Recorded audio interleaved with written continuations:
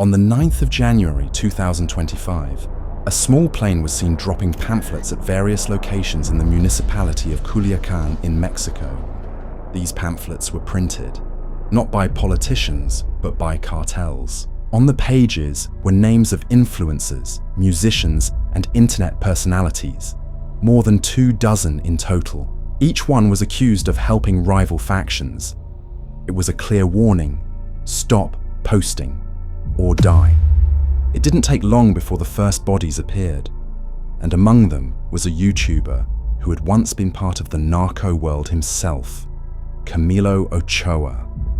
Camilo Ochoa built his fame showing off the kind of wealth few could imagine. From luxury cars, designer clothes, women, and luxurious parties. To his hundreds of thousands of viewers, he was living proof that the narco lifestyle meant power and freedom. But what his fans didn't see was the danger behind the camera. Camilo wasn't just imitating the world of cartels, he had lived it. He was a former narco who carried enemies from his past. When the pamphlets came out, Camilo's name was there.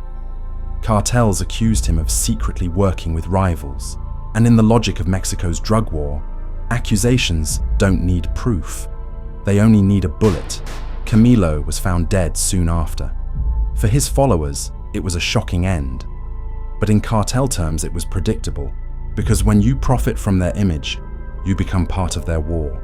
If Camilo's death showed how past cartel ties can follow you, the next influencer revealed something even darker. Because this influencer wasn't tied to crime at all. She was just 23 years old, and she died while doing what millions of young women do every day: live streaming. Valeria Márquez had dreams bigger than her small beauty salon. Her TikTok was filled with tutorials, makeovers, and laughter. At just 23, she was becoming a voice in the fashion space, building her brand one post at a time. But one night during a live stream, her followers saw something that will scar them for life. A man walked into her salon, carrying what looked like a stuffed animal. Inside the toy was a gun, and without warning, he opened fire. Valeria was killed instantly. Her phone kept streaming as chaos filled the room. The video spread within hours, far wider than any of her beauty tutorials. But this time, her face wasn't trending for makeup tips. It was trending as another victim in Mexico's narco war. Her death shocked even veteran reporters, because unlike Camilo, Valeria had no known ties to cartels. Her only crime was visibility. And in today's Mexico, sometimes being visible is enough. Valeria's killing showed that even innocence isn't protection. But the next case proves something worse. Sometimes, your entire family can pay the price for your sins. Esmeralda Garibay, also known online as Esmeralda FG, shared a very different kind of content. She loved fashion, music, and posting lifestyle videos on TikTok. Her followers admired her beauty and her confidence. But behind the selfies and filters, Esmeralda's growing audience attracted the wrong eyes. In September of 2025, her story took a horrifying turn as Esmeralda, her husband, and their 2 children were found dead inside a pickup truck.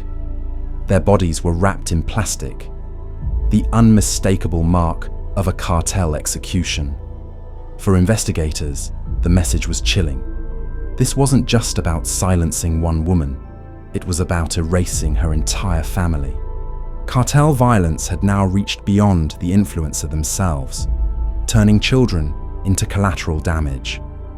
Esmeralda's followers flooded her last videos with comments of disbelief. But in cartel logic, her presence online, her fame, was enough to make her a target. Although investigators later discovered their deaths was as a result of her husband's involvement with the cartel. Not every influencer killed by the cartel was laundering money or quietly working with a faction. Some were killed for something far simpler: a moment of pride, a reckless live stream, a name said out loud. That's how Juan Luis Lagunas Rosales, better known as El Pirata de Culiacán, became a target. Juan Luis grew up in Sinaloa. He never knew his father. He was raised by his grandmother and left school early to wash cars. Online, though, he found an audience. By 17, his over-the-top drinking stunts, swagger, and bravado made him a viral fixture. More than 1 million followers on Facebook and a growing YouTube presence. He called himself El Pirata de Culiacán, the pirate, leaning into a brand of fearlessness that felt untouchable. In one short video, Juan Luis did what most people in Mexico know never to do. He mocked Nemesio El Mencho Oseguera Cervantes, the leader of the Jalisco New Generation Cartel. The clip spread fast. In a country where a name like El Mencho is spoken carefully, Juan Luis said it with a smirk. 2 days later, on December 18th, 2017, gunmen walked into Menta 2 Cantaros, a live music bar in Zapopan, Jalisco. They opened fire. Juan Luis was hit at least 15 times, some reports say up to 18, collapsing among overturned chairs and shattered glass. He was only 17 years old. Authorities never proved who ordered the hit. They didn't have to. In a climate where cartels police reputation as fiercely as territory, the message was unmistakable. Visibility without respect can be fatal. For fans, El Pirata was a wild teenager playing to the crowd. For the cartel he mocked, he was a reminder that ridicule travels fast. Juan Luis's death didn't come with the complexity of money laundering or secret deals. It was the price of a viral moment, proof that in Mexico's digital shadow war, a single video can be enough to sign your death warrant. Some influencers died because they were too close to cartel money. Others died because they stepped too close to cartel pride. El Pirata de Culiacán learned that the hard way. El Pirata's death was the price of a single insult, a viral moment that cost him everything. But some influencers didn't just mock the cartels, they lived among them, flaunting power, money, and connections that blurred the line between entertainer and criminal. And no story shows that more clearly than the brutal end of Miguel Vivanco Garcia, better known as El Jasper. El Jasper wasn't just an internet personality, he was deeply enmeshed with cartel power. El Jasper was closely affiliated with another social media star, Márquez Toys, a flamboyant influencer from Culiacán, suspected of laundering cartel money through businesses and content. The lines between collaborators, content creators, and narco-operatives were dangerously blurred. El Jasper's death isn't just another casualty. It signals a terrifying evolution, where influencers are no longer safe bystanders. They are players in cartel turf wars. In September 2023, the US Treasury's Office of Foreign Assets Control, OFAC, added him to its sanctions list. He was accused of acting as a fentanyl supplier and money launderer for Los Chapitos, a powerful faction of the Sinaloa cartel. His role allegedly involved coordinating fentanyl operations from Canada to the US, using platforms like Instagram and YouTube to project a glamorous narco-connected lifestyle. So why are cartels targeting influencers? It comes down to control. For decades, cartels ruled through guns, bribes, and fear. But in today's world, reputation is power too.